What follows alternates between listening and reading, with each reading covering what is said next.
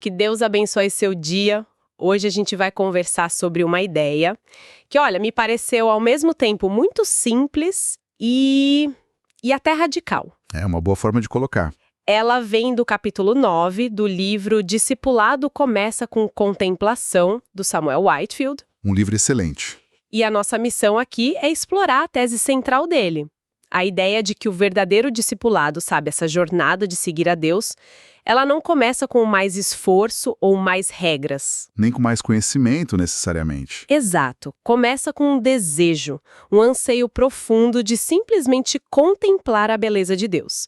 E para nos guiar, a gente vai usar a história do rei Davi. Que é o exemplo perfeito para isso. O ponto de partida de tudo é uma única frase de Davi lá no Salmo 27. Uma coisa pedi ao Senhor e a buscarei, que eu possa morar na casa do Senhor todos os dias da minha vida, para contemplar a beleza do Senhor. E o autor insiste muito nisso, né? Isso não é só poesia. Não é uma frase bonita para colocar num quadro, é o código-fonte da vida de Davi. E talvez um modelo para a gente. Com certeza. Então, essa declaração do Davi é o núcleo de tudo. Mas o autor não trata só como um verso bonito. Ele meio que disseca isso, certo? O que ele enxerga ali como a base do discipulado. Essa é a questão central. O autor argumenta que esse anseio do Davi não era um sentimento vago. Ele o divide em duas ações bem claras, bem concretas. Certo. A primeira é exatamente o que o Salmo diz: o desejo de contemplar a beleza de Deus. Não se trata de entender Deus como um conceito, mas de ser cativado por quem Ele é, de admirá-lo. É uma busca relacional, sabe? Quase como se apaixonar por alguém em vez de só estudar a biografia da pessoa. Exatamente essa analogia. Perfeita. E a segunda parte, que é uma consequência natural da primeira, é o desejo de aprender a sabedoria e o conhecimento de Deus. Ah, entendi. Porque quando você está fascinado por alguém, você quer saber o que essa pessoa pensa, como ela viu o mundo. Aí a busca pela vontade de Deus não vira um fardo, mas uma consequência deliciosa de estar apaixonado pela pessoa. Faz todo sentido. Tem um acadêmico que o autor cita que resume isso de forma brilhante. Ele fala que é uma preocupação com a pessoa de Deus e, a partir daí, com a sua vontade. A pessoa vem antes da regra. Isso muda tudo. Mas, na prática, como isso apareceu na vida de Davi? Porque um desejo, por mais forte que seja, ainda pode ficar só nas ideias, né? E é aí que o autor nos mostra que o anseio de Davi não foi só um sentimento. Ele o levou para uma ação radical que redefiniu o reinado dele. Que foi? Estabelecer um santuário de adoração contínua, o famoso tabernáculo de Davi. Essa foi a grande obra da vida dele. E é aqui que a história fica realmente interessante. Porque assim que Davi se torna rei, a prioridade número 1 dele não é o exército, não é o palácio. Não, nada disso. É trazer a Arca da Aliança para Jerusalém. E para quem talvez não esteja familiarizado, a Arca não era só uma caixa de ouro bonita. De jeito nenhum. A Arca da Aliança era o símbolo mais potente da presença de Deus na Terra. Era, para todos os efeitos, o trono de Deus no meio do povo.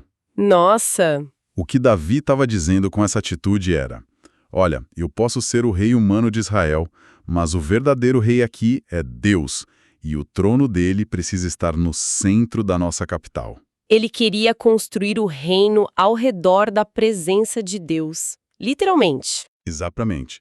Uma declaração política e espiritual poderosíssima. E ele organiza uma festa gigante para trazer a arca. Com música, celebração, milhares de pessoas. Parecia o cenário perfeito. Mas dá tudo errado. E de forma trágica. No meio daquela festa toda, os bois que estão puxando o carro onde está a arca, eles tropeçam. E um homem, chamado Uzá, com a melhor das intenções, estende a mão para segurar a arca. Para ela não cair. Para ela não cair. E no mesmo instante, ele morre. Fulminado. Nossa. A festa acaba na hora. O clima vira terror. Um terror completo. E a reação de Davi, segundo o texto, é de fúria e medo. E a gente até pensa, né? Como assim o grande rei Davi comete um erro tão básico? Ele não sabia como a arca deveria ser transportada. Pois é. E essa é a beleza da narrativa. Davi, no entusiasmo dele, negligenciou as instruções específicas de Deus. A lei era clara. A arca só podia ser carregada nos ombros dos levitas com varas específicas. E não num carro de bois. Exato. Colocar num carro de bois era copiar um costume pagão. O autor usa esse momento para nos lembrar de algo importante. A presença de Deus é maravilhosa, mas também é santa, é temível. Não dá para se aproximar de qualquer jeito. Nos nossos próprios termos? De jeito nenhum. A santidade de Deus é algo sério. E o medo de Davi é tão grande que ele simplesmente desiste do plano. Ele deixa a arca, o símbolo máximo da presença de Deus, na casa de um estrangeiro, um gentio chamado Obed-edom. É uma reação que parece drástica, né? Mas é um medo reverente. Ele percebe que fez algo terrivelmente errado e não sabe como consertar. Ele precisa parar e reavaliar tudo. Entendi. Mas é nesse desvio inesperado que a história tem uma virada genial. A arca fica na casa de Obed-edom por 3 meses. E o que acontece nesse tempo? A casa dele é abençoada. Imensamente abençoada. Prosperidade, alegria. A bênção de Deus era evidente para todo mundo ver. E quando a notícia chega a Davi, o texto diz algo fascinante. Ele é provocado ao ciúme. Sim, e não é um ciúme mesquinho, sabe? É um ciúme santo. Davi vê um gentio experimentando a bênção que pertencia a Israel e isso reacende o sonho dele. É como se ele dissesse, essa bênção é nossa. Eu não posso desistir dela. Exato. Essa provocação o tira da paralisia do medo e o leva de volta à ação. Mas desta vez, da maneira certa. Então a segunda tentativa é completamente diferente. Totalmente. O autor destaca que, desta vez, Davi estuda as Escrituras, ele reúne os sacerdotes, os levitas e segue, meticulosamente, cada instrução. E a festa acontece de novo. E é uma festa ainda maior, mas com uma diferença crucial. Davi tira as vestes reais e veste uma estola sacerdotal, bem simples, e ele dança. A Bíblia diz que ele dançou com todas as suas forças. Ele não age como um rei sendo servido. Não. Ele age como um sacerdote servindo ao verdadeiro rei que estava chegando na cidade. Ele se diminui para que Deus fosse exaltado. E quando a arca finalmente chega, ele faz algo que o autor descreve como absolutamente chocante. Ele não a esconde num templo. Exato. E para a gente entender o tamanho do choque, a gente precisa lembrar da lei de Moisés. A arca devia ficar no lugar mais secreto do tabernáculo, o Santo dos Santos, escondida atrás de um véu pesado. Onde só o sumo sacerdote podia entrar uma vez por ano. E com muito temor, depois de vários rituais. Qualquer outra pessoa que visse a arca morreria. Era o lugar mais restrito do planeta. Certo. E o que Davi faz? Ele ignora esse protocolo. Ele coloca a arca numa tenda simples, aberta, onde teoricamente todos poderiam vê-la. Mas por quê? Ele estava quebrando as regras? O autor argumenta que Davi recebeu uma visão profética. Ele entendeu algo sobre o coração de Deus que estava à frente de seu tempo. Que Deus não desejava se esconder atrás de um véu. Ele queria que sua presença fosse acessível. Exatamente. De certa forma, ele antecipou o que Jesus faria ao rasgar o véu do templo na cruz. Foi um ato de ousadia profética sem precedentes. E em vez de punição, Deus o abençoou. E a ousadia não parou por aí. Ele estabelece um sistema de adoração ao redor da arca que é extravagante, para dizer o mínimo. Extravagante é a palavra perfeita. Davi organiza e financia, do próprio bolso, centenas de cantores e músicos profissionais. Para quê? Para ministrar diante da arca dia e noite. 24 horas por dia, 7 dias por semana. Exatamente. A sugestão do texto é de um louvor ininterrupto. O autor até faz uma estimativa financeira com base nos salários da época. E quanto daria hoje? O cálculo dele é que Davi gastou o equivalente a mais de $1 bilhão atuais para sustentar esse santuário de adoração. $1 bilhão em música, sabe? Isso é algo que me chama atenção. A gente pensa nos grandes reis e pensa em conquistas militares, em riqueza, mas o autor argumenta que o principal legado de Davi foi um santuário de adoração. Isso é totalmente contraintuitivo. Exatamente, e essa é a provocação do autor. Ele nos força a redefinir o que é poder. Para Davi, a verdadeira força de Israel não estava na espada, estava na presença de Deus. E essa presença era cultivada com adoração. Celebrada, honrada. O santuário não era um anexo do reino, era o motor, o coração pulsante do reino.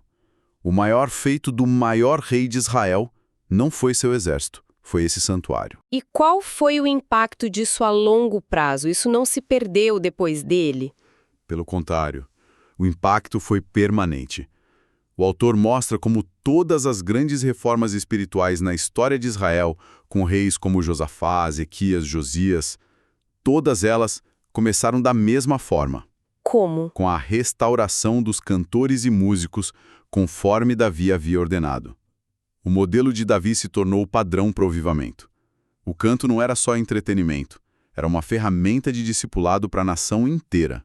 Os salmos que a gente lê hoje. São, em grande parte, um fruto direto desse movimento. Tá, então o que tudo isso significa pra gente, hoje? É uma história incrível, mas o autor diz que ela serve para nos provocar. Exatamente.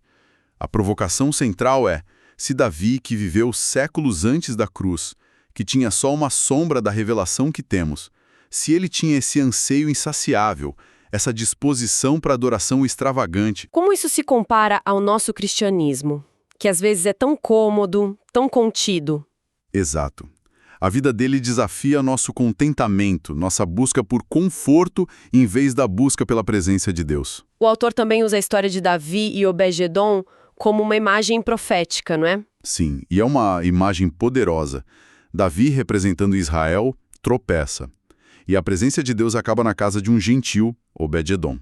A bênção sobre esse gentil provoca Israel a se levantar e reivindicar o que é seu. Ele faz um paralelo com a história da redenção. Isso, Israel tropeçou em Jesus, o evangelho foi para as nações, os gentios, e a bênção sobre as nações deveria, por sua vez, provocar um santo ciúme em Israel para que eles também abracem seu Messias. Isso nos leva a uma pergunta que o autor faz de forma muito direta e que fica ecoando na mente. Sim, ele pergunta: se Jesus era digno de canto dia e noite antes da cruz, com base na sombra e na promessa, quanto mais ele é digno disso agora, depois de ter morrido e ressuscitado por nós? É uma pergunta forte. Muito. E a questão não é sobre o estilo da música ou se toda igreja precisa literalmente cantar 24/7. É mais profundo. É sobre o nosso anseio, sobre o valor que a gente dá a ele. Exato. A pergunta é: nós realmente vimos a beleza de Jesus, a ponto da nossa resposta ser uma adoração que, para o mundo, parece extravagante? Exagerada? Um desperdício? Como a mulher que derramou perfume caro aos pés de Jesus. Exatamente. A adoração de Davi era um perfume derramado. O ponto central, então, não é se uma comunidade consegue cantar sem parar, mas, como o autor conclui, o anseio de Davi influenciou o ritmo semanal da nossa comunidade. Ele nos provocou a sair da nossa zona de conforto espiritual. Essa é a pergunta que fica. É a pergunta que vale a pena fazer. Em resumo, a análise do autor sobre a vida de Davi nos mostra que o discipulado genuíno não é um programa, é um coração cativado. Começa com esse anseio profundo de contemplar a Deus. Um anseio que, inevitavelmente, transborda em adoração. Uma adoração comunitária, extravagante e que redefine todas as nossas prioridades. Esta foi apenas uma parte da nossa análise. Teremos um novo episódio explorando mais deste livro, Discipulado Começa com Contemplação. E para refletir, o autor nos deixa com uma imagem final poderosa. Diante da arca na tenda de Davi, estavam adorando juntos. Davi, descendente de Jacó, e Obed-Edom, um geteu, descendente de um povo inimigo de Israel. Judeu e gentil, juntos. Reconciliados pela presença de Deus. Isso nos faz pensar: como seria se as nossas comunidades hoje refletissem essa mesma imagem de reconciliação radical diante da presença de Deus? Que Deus abençoe a todos os ouvintes.